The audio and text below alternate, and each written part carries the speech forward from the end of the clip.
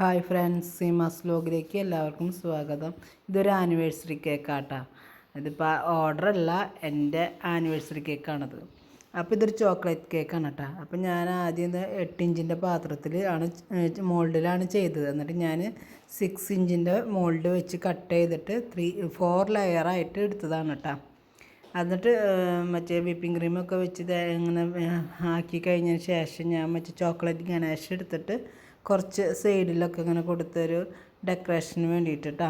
അപ്പോൾ ഈ സ്പഞ്ചിൻ്റെ ഉള്ളിലൊക്കെ ഞാൻ മുന്നൊക്കെ വീഡിയോകളിൽ ഇട്ടിട്ടുണ്ട്, അതുകൊണ്ട് ഞാൻ എപ്പോഴും കാണിക്കുന്നില്ല. അതായത് ഒരു ലെയർ വയ്ക്കുക, വിപ്പിംഗ് ക്രീം, അതുപോലെ ചോക്ലേറ്റ് ഗണേഷ്, പിന്നെ നട്ട്സ് അങ്ങനെ ഉണ്ടെങ്കിൽ ഇതൊക്കെ ഇടാട്ടോ. അങ്ങനെയാണ് ചെയ്തത്.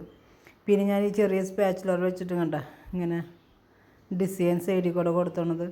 അപ്പോൾ അങ്ങനെയാണ് ചെയ്തൊരു ഭംഗിക്ക്. അത് കഴിഞ്ഞിട്ട് ഒരു അരമണിക്കൂർ ഫ്രിഡ്ജിൽ വെച്ചിട്ട് പിന്നെ ചോക്ലേറ്റ് ഗണേഷ്.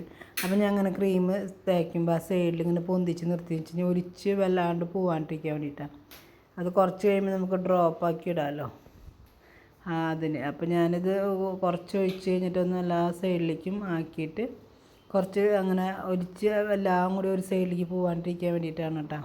നമ്മൾ വിപ്പിംഗ് ക്രീം സൈഡിൽ ഫിനിഷ് ചെയ്യുമ്പോൾ കുറച്ച് ഇങ്ങനെ പൊന്തി നിൽക്കണത് കളയാണ്ട് വെച്ചത്. അപ്പോൾ അങ്ങനെ താഴത്തേക്ക് ഒലിച്ച് എല്ലാം കൂടി പോവില്ല. അത് കഴിഞ്ഞിട്ട് നമ്മൾ കുറേശ്ശെ അങ്ങനെ ഒഴിച്ച് ഇങ്ങനെ ഡ്രോപ്പാക്കിയിട്ട് ഇടാട്ടോ ഇങ്ങനെ. അപ്പോൾ ഇങ്ങനെ തണവ് നിൽക്കണ കാരണം കുറേശ്ശെ ഇങ്ങനെ പെട്ടെന്ന് ഒലിച്ച് പോവില്ല. അങ്ങനെ അത് ചെയ്തിട്ടാണ്. നല്ല ടേസ്റ്റ് ഉണ്ടായിരുന്നു കേട്ടോ കേക്ക്. അത് കഴിഞ്ഞിട്ട് പിന്നെ ഞാൻ വിചാരിച്ചു മുകളിൽ നമ്മൾ അടിയിൽ ഇത് സ്പാച്ചില വെച്ച് ചെയ്തില്ല, അതുപോലെ തന്നെ മുകളിലും അതുപോലെ ഒരു ഡിസൈൻ ചെയ്യാമെന്ന്. അപ്പോൾ ചെയ്ത് നോക്കിയപ്പോൾ നല്ല ഭംഗി തോന്നിയിട്ടാണ്.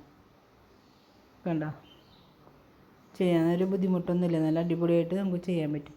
അത് കഴിഞ്ഞിട്ട് പിന്നെ ഞാൻ കുറച്ച് ക്രീമിലെടുത്തിട്ട് കുറച്ച് ചോക്ലേറ്റ് ഗണേഷും വിപ്പിംഗ് ക്രീമും കൂടിയായിട്ട് ഇങ്ങനെ സൈഡിലത്തെ ഡിസൈൻ കിട്ടുന്നതിന് വേണ്ടിയിട്ടാണ്.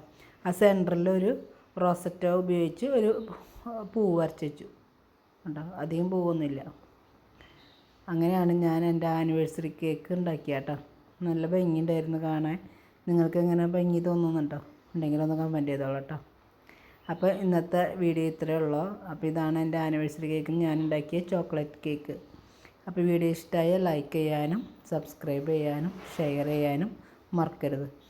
ഈ ഡിസൈൻ ഇഷ്ടപ്പെട്ടവരൊന്ന് കമൻറ്റ് ചെയ്തോളൂ കേട്ടോ. അതിൻ്റെ ഉള്ളിൽ കണ്ടെങ്ങനെയാണ്